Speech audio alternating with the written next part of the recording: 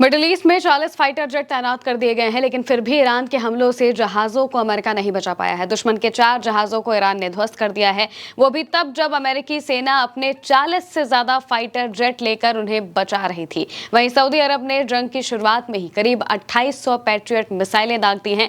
क्या चल रहा है सब बताते हैं आपको। सबसे पहले इस खबर को देखिए। होर्मुज लेटर के हवाले से लिखा है, ईरान ने होर्मुज स्ट्रेट के दक्षिणी कॉरिडोर में एक और जहाज पर हमला किया है। नासा फर्म सैटेलाइट तस्वीरों के मुताबिक आग की चपेट में आया ये जहाज संभवतः एक ऑयल टैंकर है, जो कि अमेरिकी सुरक्षा घेरे में गुजरने की कोशिश कर रहा था, क्योंकि उस इलाके में ADNOC का ऑयल स्पिल रिस्पांस जहाज भी मौजूद है।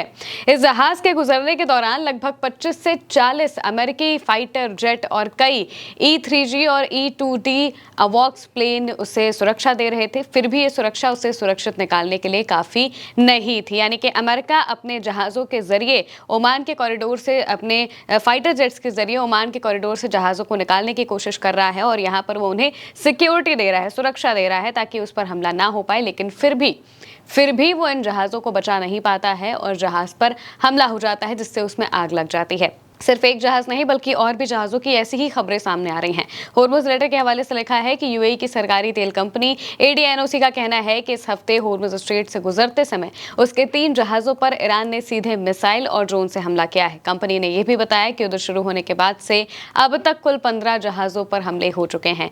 UKMTO ने इन 3 घटनाओं के बारे में कोई रिपोर्ट जारी नहीं की है, ताकि बाजार पर इसका असर ना पड़े। इन हमलों में क्रू के सदस्यों में से एक की मौत हो गई और 20 लोग घायल हो गए, यानी कि लगातार हमले हैं वो बढ़ते जा रहे हैं, और इन हमलों का असर ये हो रहा है कि ईरान ताकतवर दिख रहा है, और वहीं दूसरी तरफ अमेरिका इतने सारे फाइटर जेट्स लगाकर भी जहाज़ों को रोक नहीं पा रहा है, जहाज़ों को सुरक्षित नहीं करा पा रहा है। और अब डोनाल्ड ट्रंप को खुद ये बात कहनी पड़ी है कि हाँ, होर्मुज स्ट्रेट सुरक्षित नहीं है। लिखा गया है होर्मुज रिपोर्ट के हवाले से। व्हाइट हाउस की प्रेस रिलीज के मुताबिक डोनाल्ड ट्रंप ने आखिरकार मान लिया है कि होर्मुज स्ट्रेट सुरक्षित नहीं है। यहां जहाजों पर ईरान के हमले और माइंस का खतरा बना हुआ है, और शिपिंग कंपनियां अरबों डॉलर की संपत्ति को जोखिम में नहीं डालना चाहती। ट्रंप ने ईरान की अपनी मर्जी से हमला करने की क्षमता को मानते हुए कहा कि चाहे वो कितनी भी बुरी तरह हार क्यों ना गए हों, वो इस स्ट्रेट में या फिर इसके आसपास कहीं भी 1-2 ड्रोन भेज सकते हैं, माइन गिरा सकते हैं और कम दूरी की मिसाइल दाग सकते हैं। उन्होंने ये भी माना कि लोग नहीं चाहते कि उनके जहाज जोखिम में पड़े। अरबों डॉलर की कीमत वाले जहाजों के बारे में बात करते हुए उन्होंने कहा कि वो नहीं चाहते कि उन्हें होर्मुज स्ट्रेट में माइन से टकराने के खतरे का सामना करना पड़े, यानी कि यहाँ पर अमेरिका एक बार फिर झुकता हुआ दिखाई दे रहा है। एक तरफ जहाँ डोनाल्ड ट्रंप बार बार ये दावा कर रहे थे, बार बार कह रहे थे कि होर्मुज स्ट्रेट पूरी तरह से सेफ है, हमारी सेना के कंट्रोल में है और हम वहाँ पर जहाज़ों को निकाल सकते हैं। इस तरह के झूठे दावों से वो शिपिंग कंपनियों को भरोसा दिलाने की कोशिश कर रहे थे, लेकिन बार बार जो हमले हुए हैं, यहाँ तक कि जब अमेरिका के 40 फाइटर जेट लगे हुए थे सुरक्षा करने के लिए, तब जब हमला हो जाता है तो जाहिर सी बात है कि शिपिंग कंपनियां साफ तौर से कहती हैं कि अब हम अपने जहाज़ों को जोखिम में नहीं डालना चाहते, और अगर उन्हें जाना है तो वो IRGC के बताए गए रास्ते पर ही जाएंगे। अमेरिका के कहने पर वो जाएंगे तो फिर उन्हें इसी तरह से हमलों का सामना करना पड़ेगा, या फिर माइन से उनके जहाज जो है वो टकरा जाएंगे। अब अगली खबर देखिए।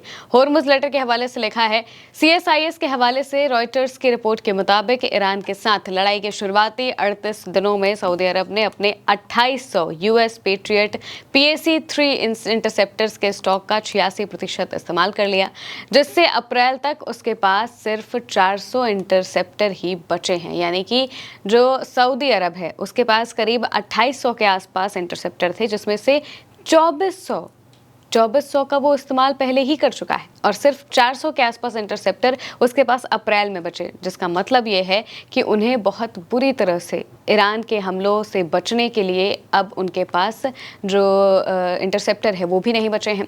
सऊदी अरब और खाड़ी के दूसरे देशों को डर है कि US अब उनकी सुरक्षा नहीं कर पाएगा, क्योंकि लगभग सभी तरह के US इंटरसेप्टर की संख्या बहुत कम हो गई है। खुद US ने भी फरवरी से जुलाई के बीच अपने पैट्रियट इंटरसेप्टर का लगभग 65% इस्तेमाल कर लिया है, और अब उसके पास 850 से भी कम इंटरसेप्टर बचे हैं, जबकि ईरान के साथ युद्ध शुरू होने से पहले ये संख्या 2330 थी।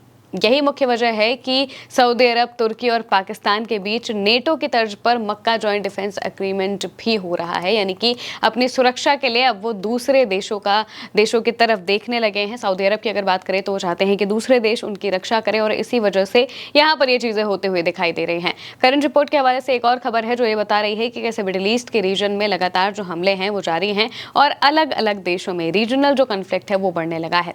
लिखा गया है कि अभी अभी यमन में सऊदी समर्थित सेना के खिलाफ यमन के अंसर अल्लाह ने बड़े पैमाने पर मिसाइल और ड्रोन हमलों का एक और दौर शुरू किया है। अंसर अल्लाह की जमीनी सेना कार्रवाई करने के लिए तैयार है। ये तब होगा जब उनके एयर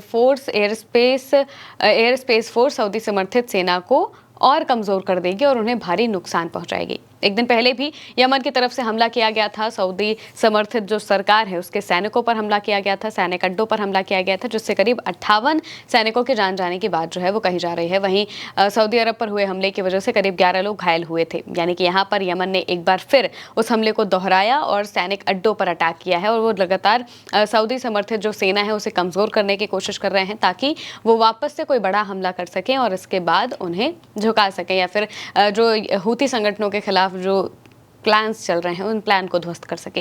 हॉर्मुज़ लेटर के हवाले से एक और खबर सामने आ रही है कि जो ओमान के साथ डील चल रही है हॉर्मुज़ स्ट्रेट को लेकर, उसको लेकर बड़ी खबर है। यहाँ पर बताया गया है कि ईरानी सांसद माजिद दोस्तली ने ICANA को बताया है कि अगर अमेरिका ओमान पर दबाव डालना जारी रखता है तो ईरान सीधे तौर पर चेतावनी देता है कि हॉर्मुज़ स्ट्रेट को कभी नहीं खोलेगा। ईरान का कहना है कि अमेरिका दुनिया भर में तेल पर अपना नियंत्रण बढ़ाने की कोशिश कर रहा है ताकि वॉशिंगटन की देखरेख और प्रबंधन के बिना तेल की एक बूंद भी इधर से उधर ना हो सके। ईरान ने कहा है कि अगर यह अहम जलमार्ग बंद रहता है तो वैश्विक ऊर्जा और आर्थिक क्षेत्रों पर पड़ने वाले विनाशकारी नतीजों का असर किसी भी अन्य देश की तुलना में खुद अमेरिका पर सबसे ज्यादा पड़ेगा।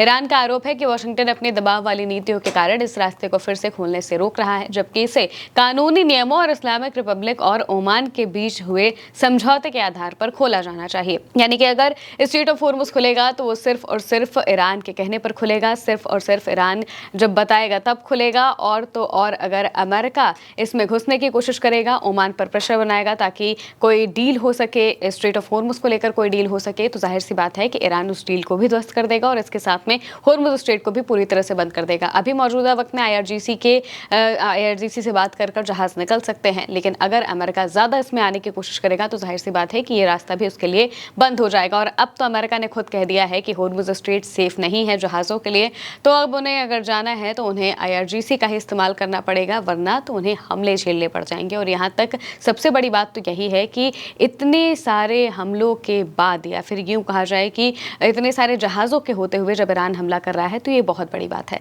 फिलहाल के लिए मेरे अनेक महिमा के साथ इस खबर में इतना ही। आप देखते रहिए उल्टा चश्मा न्यूज़।